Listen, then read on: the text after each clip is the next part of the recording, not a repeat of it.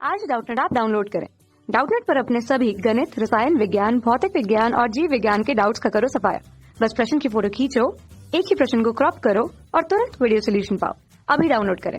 प्रश्न दिया हुआ है दो सेल जिनका विद्युत वाहक बल एप्सिलॉन 1 व एप्सिलॉन 2 तथा आंतरिक प्रतिरोध R1 व R2 है। इसके समांतर संयोजन के समतुल्य आंतरिक प्रतिरोध एवं समतुल्य विद्युत वाहक बल के लिए व्यंजक व्युत्पन्न कीजिए। ठीक है दोस्तों, तो प्रश्नानुसार मैंने चित्र बनाया हुआ है और चित्र में मैं क्या मानता हूँ कि हमको दो सेल दिए हुए हैं, दोनों सेलों को मैंने समांतर क्रम पर जोड़ दिया है। समांतर क्रम से क्या तात्पर्य है दोस्तों? दोनों सेलों को मैंने ऐसे जोड़ा है कि जो धनात्मक सिरा है वो A टर्मिनल पर और जो ऋणात्मक सिरा है वो B टर्मिनल पर, यानी कि दोनों सेलों के धनात्मक टर्मिनल जो है वो एक सिरे पर और दोनों के ऋणात्मक टर्मिनल जो है वो दूसरे सिरे पर संलग्न है। ठीक है दोस्तों, तो इसको हम बोलते हैं समांतर क्रम। अब इस सेल के लिए जो हमको विद्युत वाहक बल दिया है, पहले सेल के लिए एप्सिलॉन 1 मान लेते हैं, हमको प्रश्न में ही दिया हुआ है। ठीक है, दूसरे सेल के लिए विद्युत वाहक बल क्या मानते हैं प्रश्न के अनुसार? एप्सिलॉन 2। ठीक, आंतरिक प्रतिरोध पहले सेल के लिए स्मॉल r1 जैसा कि प्रश्न में दिया है और दूसरे सेल के लिए स्मॉल r2। ठीक है दोस्तों, तो हमको प्रश्न में पहले क्या बोला गया है कि समतुल्य आंतरिक प्रतिरोध ज्ञात कीजिए। तो आंतरिक प्रतिरोध ज्ञात करने के लिए हम क्या देख रहे हैं कि दोनों प्रतिरोध आपस में समांतर क्रम पर लगे हुए हैं। तो दोस्तों यहाँ पर क्या होगा? प्रतिरोधों का समांतर क्रम। हमको तुल्य प्रतिरोध ज्ञात करना है, समतुल्य आंतरिक प्रतिरोध बोला है। ठीक है, तो उसको हम Req से प्रदर्शित करते हैं और Req का मान क्या हो जाएगा हमारे लिए? ये समांतर क्रम संयोजन है और समांतर क्रम में जो प्रतिरोधों का संयोजन का व्युत्क्रम होता है वो तुल्य प्रतिरोध का व्युत्क्रम होता है। क्या होता है? बाकी सभी प्रतिरोधों के व्युत्क्रम के योग के बराबर होता है। यहाँ मैंने दो प्रतिरोध लिए थे तो मैं क्या लिख सकता हूँ? 1/R1 धन 1/R2। यहाँ से इसको आगे हल करूँ तो क्या लिख सकता हूँ मैं? R1 R2 और ऊपर में R1 धन R2 लिख सकता हूँ। ठीक है दोस्तों, ये इसका अगला स्टेप है जो पिछले स्टेप में मैंने किया था। तो ये तो हो गया 1/Req का मान। अगर मुझे Req का मान ज्ञात करना है तो मैं क्या करूंगा? इसको पलट दूंगा, जो ऊपर की राशि थी उसको नीचे लिख दूंगा। तो नीचे क्या लिखूंगा मैं? नीचे लिखूंगा R1 धन R2, जो पहले ऊपर था उसको नीचे ला दिया क्योंकि ये 1/Req था, उसको भी Req/1 मैंने बनाया है। ठीक है, तो दोनों पक्षों में मैं क्या किया? ऊपर की राशि नीचे ला दिया। और ये कौन सा संयोजन था ये भी यहाँ पर बाजू में मैं लिख देता हूँ। ठीक है दोस्तों, ये था प्रतिरोधों का समांतर क्रम संयोजन।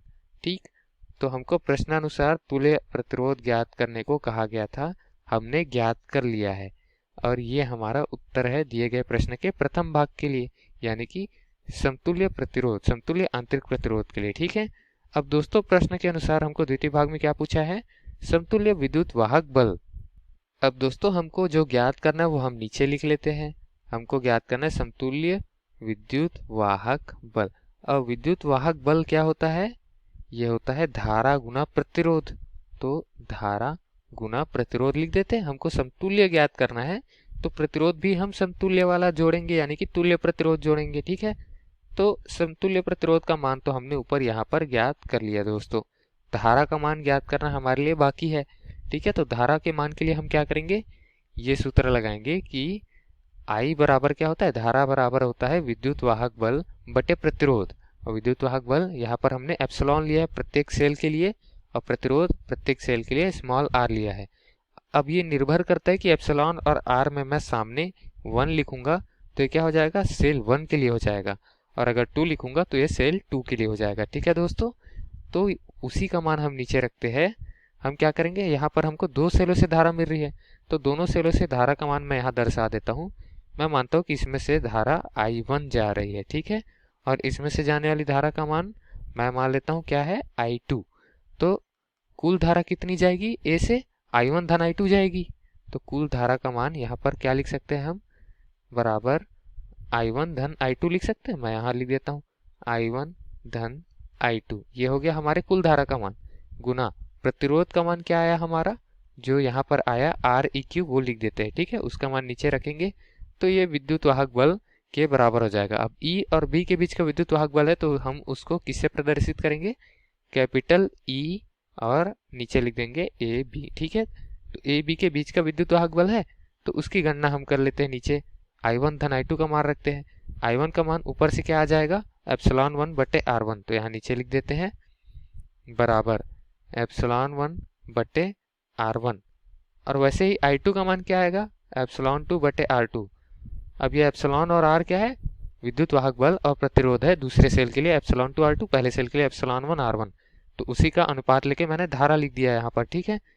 अब ये जो मैंने लाया है धारा का मान, इसके साथ गुणे पे क्या रहेगा, जो तुल्य प्रतिरोध का मान हमने निकाला है वो लिख देते हैं R1 R2, यानी दोनों प्रतिरोधों का ऊपर गुना और नीचे पे क्या है, दोनों प्रतिरोधों का योगफल, ठीक है दोस्तों।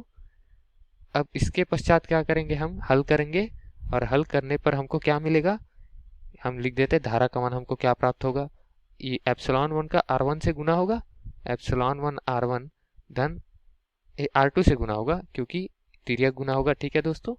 एप्सिलॉन 1 R2 धन में क्या आ जाएगा, धन में आएगा एप्सिलॉन 2 R1, और नीचे पर क्या आएगा, नीचे पर दोनों का गुणनफल आएगा R1 और R2 का, तो यहाँ लिख देते हैं R1 R2, ठीक है दोस्तों।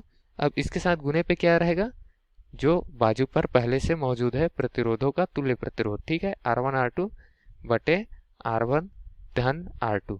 अब यहाँ से R1 R2 क्या है, एक दूसरे को काट देंगे, ठीक है दोस्तों। तो ये दोनों एक दूसरे को काटेंगे तो इसको अगले पक्ष से नहीं लिखेंगे, ठीक है। अगले पक्ष से क्या लिखेंगे, ये R1 धन R2 को एप्सिलॉन 1 R1 के गुने पे ला देता हूँ, ठीक। हम क्या निकाल रहे हैं, समतुल्य विद्युत वाहक बल EAB का मान, जो क्या आया हमारे पास, पहले सेल का विद्युत वाहक बल दूसरे सेल के प्रतिरोध के साथ गुणनफल में, और दूसरे सेल का विद्युत वाहक बल पहले सेल के आंतरिक प्रतिरोध के साथ गुणनफल में, और नीचे पर दोनों सेलों के आंतरिक प्रतिरोधों का योगफल, ठीक है दोस्तों। तो दिए गए प्रश्न के लिए यही उत्तर था, और यही किसका मान था, समतुल्य विद्युत वाहक बल का मान, ठीक है, व्यंजक था। और दिए गए प्रश्न का ये हमारा उत्तर है दोस्तों। धन्यवाद। कक्षा 6वीं से 12वीं से लेकर नीट, IIT, JEE वो एडवांस के लेवल तक 1 करोड़ से ज्यादा छात्रों का भरोसा।